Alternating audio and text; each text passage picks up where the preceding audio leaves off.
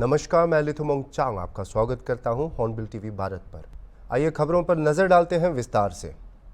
Supreme court ने मंगलवार को आम आदमी पार्टी के सांसद संजय सिंह को उत्पाद शुल्क नीति मामले से संबंधित मनी लॉन्ड्रिंग मामले में सुनवाई के दौरान जमानत पर रिहा करने का निर्देश दिया। शीर्ष अदालत ने मनी लॉन्ड्रिंग मामले में अपनी गिरफ्तारी और रिमांड को चुनौती देने वाली सिंह की याचिका पर सुनवाई के दौरान यह फैसला सुनाया। प्रवर्तन निर्देशालय ने शीर्ष अदालत को सूचित किया कि एजेंसी को सिंह को जमानत मिलने पर कोई आपत्ति नहीं है। संजय सिंह के वकील ऋषिकेश कुमार ने जमानत मिलने के बाद मीडिया कर्मियों से बात करते हुए कहा कि सबसे आश्चर्यजनक बात यह है कि संजय सिंह को जमानत दी गई है क्योंकि प्रवर्तन निर्देशालय या ईडी ने उनके मामले में बिल्कुल भी बहस नहीं की। Have no objection in case the appellant stay over there before that leave granted. Sanjay Singh is released on bail during pendency of the proceedings arising out of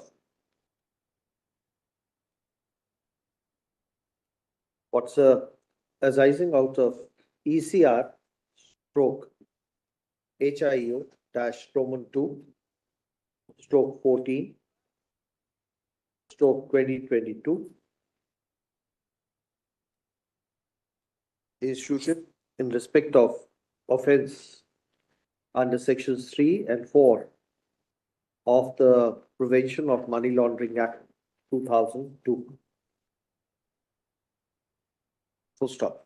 Next page. In view of the statement made, we allow the present appeal and direct 2.1. 2.1. We allow the present appeal and direct that the appellant dash Sanjay Singh will be released on bail during the pendency of the aforesaid trial on terms and conditions to be fixed by the trial court. Full stop. Next paragraph. That's all. We need not mention it. Not merits, I have not canvassed my lordship, Okay. not decided on merit, and this is not to be cited as a precedent anywhere. Okay. We clarify that the concession given in the court today would not be treated as a precedent would not be treated as precedent. Full stop. Secondly, the appellant Sanjay Singh will be entitled to continue with his political activities, undertake and continue with his political activities. However, that's all. Why should Not we? discuss this. No, let's not be, if we do that, it will be another incentive for him to talk about it. But you have been gracious enough to say that, Last sentence, it is not required, but that you will continue. okay, that sentence we'll cut it. That last Second part we'll cut it. Today, what happened in Sanjay Singh matter? Sanjay Singh matter today listed for the argument, and Sanjay Singh has been granted bail. And the most astonishing factor that Sanjay Singh has been granted bail because ED did not argue their case at all and conceded on the bail because it was all apparent during the hearing and it was made clear by the judges. Honorable judges has made it clear before lunch that against Sanjay Singh there is no credible material to make a case against him. So therefore, considering this, ED has given a concession. ED has conceded before the court, and conceding the concession, the Honorable Supreme Court has granted bail to Sanjay Singh. Singh को ED ने 4 अक्टूबर 2023 को money laundering मामले में गिरफ्तार किया था, जिसमें अब समाप्त हो चुकी दिल्ली उत्पाद शुल्क नीति को तैयार करने और लागू करने में उनकी कथित भूमिका का हवाला दिया गया था। ईडी के अनुसार इस नीति का उद्देश्य कुछ शराब निर्माताओं, थोक विक्रेताओं और खुदरा विक्रेताओं को लाभ पहुंचाना था। एक ट्रायल कोर्ट ने 22 दिसंबर को सिंह की जमानत याचिका खारिज कर दी थी। दिल्ली उच्च न्यायालय ने 9 फरवरी को उनकी जमानत याचिका खारिज कर दी थी और इसके बाद उन्होंने शीर्ष अदालत का रुख किया। इस बीच सिंह की मां राधिका सिंह और आम आदमी पार्टी की राष्ट्रीय प्रवक्ता प्रियंका कक्कड़ ने उनकी जमानत की घोषणा पर प्रतिक्रिया व्यक्त की। इसी का तो इंतजार था और सुप्रीम कोर्ट को बहुत बहुत धन्यवाद। हाँ, कि मेरे बेटे की आज रिहाई हो गई है, बहुत बहुत खुशी है, दिल से खुश हैं। हम तो माँ हैं, हम तो खुश होंगे ही और सब खुश हैं। तो आपको पूरा विश्वास था कि उनको जमानत मिल जाएगी? हमको पूरा एकदम आई होप्ड, पूरा विश्वास था हमको कि मेरा बेटा तो निर्दोष है, ईमानदार है, उसको तो ले ही जाना नहीं था, ले ही नहीं जाना था, मगर अब ले गए तो अच्छी बात है। लेकिन हाँ, बेल मिल गई आज तो उतनी ही खुशी मिली है जितना दुख हमको मिला था उस दिन, उतनी ही खुशी आज मिली है। पर अभी भी शायद मुश्किलें कम नहीं हुई क्योंकि मुख्यमंत्री अभी भी जेल में हैं। चलिए, हो जाएगी, कम हो जाएंगी मुश्किलें, सब ऊपर वाले हैं। जब इतना हो गया है तो अब मुश्किलें कम होगी, ऐसी बात नहीं है। अब थोड़ा सा मुश्किल तो आदमी भगवान भी काट लिए, तो मुश्किल काटना कोई वो नहीं, बस मुश्किल टल जाए वो बहुत बड़ी बात है। जिस दिन वो जेल में गए थे उस दिन भी आपकी आंखों में आंसू थे, आज भी आपकी आंखों में आज खुशी के आंसू है ना। आज तो इतनी खुश हूं मैं कि खुशी के आंसू है आज मेरे। ये आज भगवान जी हमारे साथ हैं, बजरंगबली हमारे साथ है, सच की जीत हुई है। हम तो शुरू से ही कह रहे थे कि ये पूरा का पूरा केस फर्जी है और भाजपा के दफ्तर में लिखा गया है। करीब 500 रेड के बाद भी एक चवन्नी की रिकवरी नहीं हुई। आज सुप्रीम कोर्ट ने भी कहा जब मनी ट्रेल ही नहीं मिली तो हिरासत में रखने का क्या मतलब है। हाँ, पर मनी ट्रेल एक केस में जरूर मिली है, जहां शरत रेड्डी ने भाजपा को 60 करोड़ दिया उसके अरेस्ट के बाद, जिसके बाद वो सरकारी गवाह बना और जिसके बाद अरविंद केजरीवाल जी को उसके बयान के आधार पर हिरासत में लिया गया। तो क्या भाजपा अब जांच करेगी? भाजपा के टॉप लीडर्स गिरफ्तार होंगे? ये बहुत जरूरी है कि सवाल पूछा जाए। तो आगे क्या उम्मीद है, और जो लीडर्स जेल के अंदर हैं क्या उनको भी बेल मिल सकता है? आप देखिएगा एक एक करके इनका झूठ का ढेर कैसे अब बिखरेगा। 2 साल से हमारे ऊपर अनगिनत जांचें हो गई हैं। 2 साल से ही क्या, जब से हम सत्ता में आए लगातार आम आदमी पार्टी के ऊपर जांचें होती हैं और हम अल्टीमेटली सब में क्लीन होते हैं। अगर हम करप्ट होते तो भाजपा में शामिल होकर साफ हो जाते, पर हम सच्चे लोग हैं, ईमानदार लोग हैं। हमारा एक एक नेता कट्टर ईमानदार है और ये आज उसी बात का प्रमाण है। लोकसभा सामान्य निर्वाचन 2024 को स्वतंत्र, निष्पक्ष एवं शांतिपूर्वक संपन्न कराए जाने के उद्देश्य से रूपीडीहा स्थित इंटीग्रेटेड चेकपोस्ट के सभागार में ADG zone Gorakhpur doctor KS. Pratap Kumar की वर्चुअली अध्यक्षता तथा डीआईजी देवीपाटन मंडल गोंडा अमरेंद्र प्रसाद सिंह व डीआईजी एसएसबीजेडी वशिष्ठ की उपस्थिति में इंडो नेपाल कोऑर्डिनेशन बैठक संपन्न हुई। बैठक में नेपाल साइड से बांके व डांग तथा इंडिया साइड से जनपद बहराइच, श्रावस्ती, बलरामपुर व लखीमपुर के वरिष्ठ प्रशासनिक, पुलिस, एसएसबी, वन, कस्टम सहित अन्य संबंधित विभागों के अधिकारी मौजूद रहे। बैठक में देवीपाटन मंडल गोंडा के आयुक्त योगेश्वर राम मिश्रा, लखनऊ रेंज के आईजी, पीलीभीत व बलरामपुर के डीएम व लखीमपुर के पुलिस अधीक्षक ने वर्चुअली प्रतिभाग करते हुए लोकसभा सामान्य निर्वाचन को सकुशल संपन्न कराने हेतु की गई तैयारियों के संबंध में जानकारी प्रदान की। इसके अलावा नेपाल के अन्य सीमावर्ती जनपदों के वरिष्ठ अधिकारियों द्वारा भी बैठक में वर्चुअली प्रतिभाग किया गया। बैठक के दौरान इंडियन साइड के वरिष्ठ प्रशासनिक व पुलिस अधिकारियों द्वारा लोकसभा सामान्य निर्वाचन 2024 को स्वतंत्र, निष्पक्ष एवं शांतिपूर्ण ढंग से संपन्न कराने के लिए नेपाल साइड से समकक्ष अधिकारियों से पूर्व की भांति सहयोग की अपेक्षा की गई। बैठक के दौरान डीएम बहराइच मोनिका रानी ने सुझाव दिया कि भारत नेपाल की खुली हुई सीमा के वन क्षेत्र से आच्छादित होने के कारण संवेदनशील और निकासी रास्तों पर दोनों ओर से विशेष चौकसी रखने की आवश्यकता है।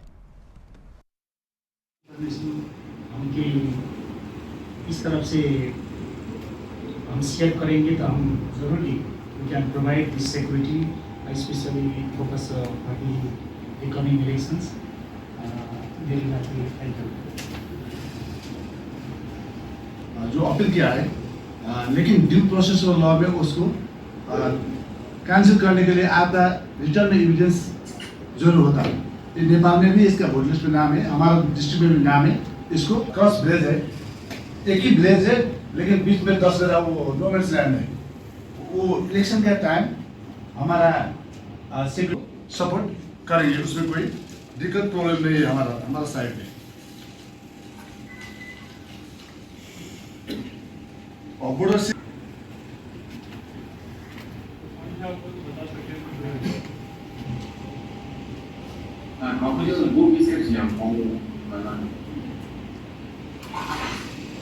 सर रिगार्डिंग नेशनल के भी डिस्कस किया गया। भारतीय किसान यूनियन अंबावता ने कांग्रेस पार्टी को अपना समर्थन देने का ऐलान किया। यह ऐलान कांग्रेस पार्टी के मुख्यालय में हुई, जहां प्रदेश अध्यक्ष अजय राय के समक्ष सैकड़ों किसानों ने अपनी प्रतिष्ठा दिखाई। यूपी के तमाम जनपदों से आए पदाधिकारियों और किसानों ने कांग्रेस पार्टी को समर्थन दिया। इस तरह के समर्थन का संकेत है कि किसानों की आंदोलन के मुद्दे पर समझौते की उम्मीद की जा रही है। भारतीय किसान यूनियन अंबावता के राष्ट्रीय अध्यक्ष के नेतृत्व में सैकड़ों किसानों ने इस समर्थन का साक्षात्कार किया। उन्होंने कहा कि वे कांग्रेस पार्टी के साथ हैं, जो किसानों के हित में कदम उठाने के लिए प्रतिबद्ध है।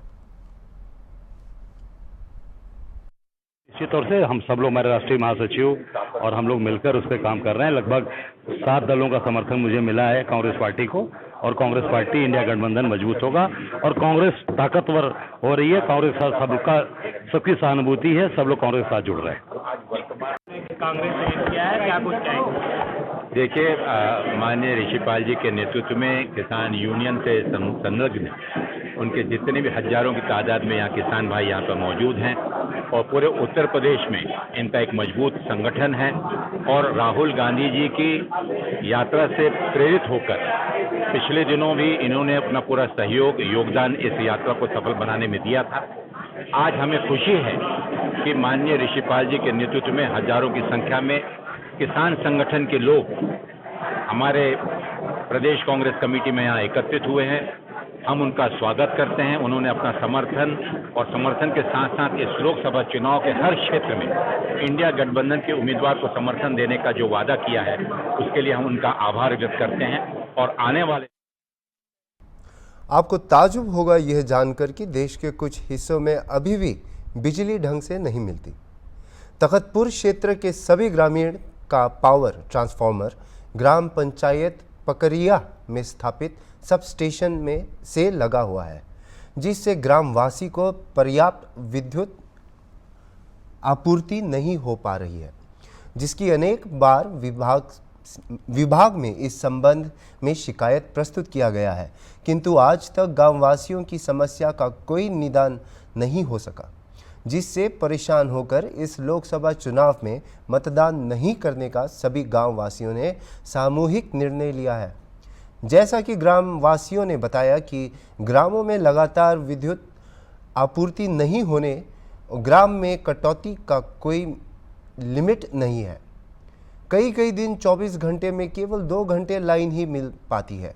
शिकायत पर विद्युत कर्मचारियों अधिकारियों के द्वारा देख रहे हैं, कुछ व्यवस्था करते हैं आदि बोलकर ग्रामीणों को वापस कर देते हैं। ये पावर का समस्या है, जो बिजली का है, जो कि किसान लोग और बहुत सारे किसान हैं, जो 5 गांव का किसान है, कटमुड़ा है, पकरिया है और कुड़ियाडी है, टीलाडी है, चोरमा है, पकरिया है। इस सभी किसान के पूरा समस्या है। और अभी पेपर चल रहा है बच्चे लोग का, और लाइट पूरा दे नहीं पा रहा है। इस नाम से बच्चे लोग पढ़ नहीं पा रहे हैं और खेती भी नहीं कर पा रहे हैं, और समस्या तो बहुत सारे हैं। अच्छा, अभी तो हमने तखतपुर विधानसभा लोकसभा चुनाव को लेकर देश भर में माहौल गर्म है। छत्तीसगढ़ में भी दोनों प्रमुख पार्टियां बीजेपी और कांग्रेस अपनी तैयारियां कर रही है। इसी बीच बिलासपुर में भाजपा ने विधानसभा कार्यकर्ता सम्मेलन किया। इस सम्मेलन में भाजपा प्रत्याशी तोखन साहू को चुनाव जीतने के मंत्र भाजपा कार्यकर्ताओं को दिए गए। बड़े नेताओं ने हर कार्यकर्ता को कम से कम 200 घरों तक जाने के निर्देश दिए। सम्मेलन में प्रदेश के उप मुख्यमंत्री अरुण साव, कैबिनेट मंत्री दयाल दास बघेल के साथ जिले के सभी भाजपा विधायक और बड़े नेता मौजूद रहे। आज से बिलासपुर लोकसभा में विधानसभा स्तरीय कार्यकर्ता सम्मेलन का शुरुआत बिलासपुर विधानसभा से हो रही है। आज का ये हमारे लोकसभा का पहला सम्मेलन। कार्यकर्ताओं में उत्साह और ऊर्जा है और 2000 से अधिक लोगों ने आज भारतीय जनता पार्टी की सदस्यता ग्रहण की है। ये बताता है कि किस प्रकार से नरेंद्र मोदी जी को लेकर लोगों में आकर्षण है और किस प्रकार से आज जनता में उत्साह है। निश्चित रूप से ये खबर बलिया से है, जहां लोकसभा चुनाव 2024 को लेकर कांग्रेस यूपी को खास फोकस कर आगे बढ़ रही है। यूपी में कांग्रेस ने जहां समाजवादी पार्टी से गठबंधन कर लोकसभा चुनाव लड़ने की तैयारियों में जुटी हुई है, वहीं कांग्रेस संगठन को मजबूत करने की तैयारियां में भी लगी हुई है। इसी क्रम में कांग्रेस ने बलिया में उमा शंकर पाठक को पार्टी का नया जिलाध्यक्ष बनाया है। बलिया कांग्रेस की जिलाध्यक्ष उमा पाठक ने विभिन्न मुद्दों पर खास बातचीत की। इस दौरान उमाशंकर पाठक ने कहा कि पार्टी को मजबूत करना और शीर्ष नेतृत्व के भरोसे की कसौटी पर खड़ा उतरना उनकी प्राथमिकता होगी। इस दौरान उन्होंने कहा कि बीजेपी सरकार जन मुद्दों पर पूरी तरह फेल है और जनता ने बीजेपी को सत्ता से हटाने का मन बना लिया है।